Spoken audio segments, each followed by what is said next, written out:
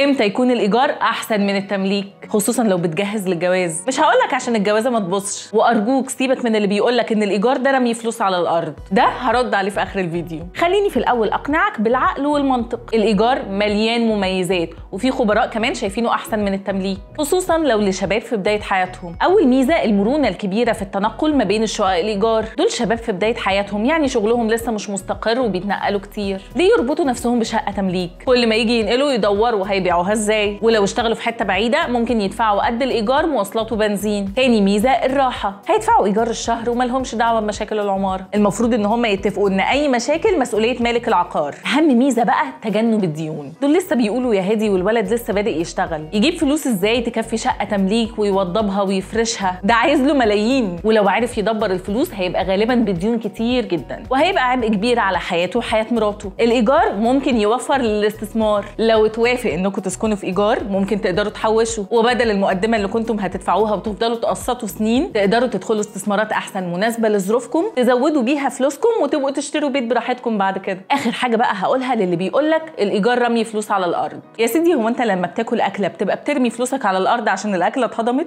لما بتدخل سينما ولا تدفع غاز ولا كهرباء بتدفع فلوس على الارض علشان الحاجه مش موجوده معاك وشايفها؟ انت بتدفع مقابل خدمه، ومفيش حاجه احسن من انك تدفع فلوس علشان يبقى في سقف فوقيك. قولي في الكومنتس، اقتنعت ولا لسه؟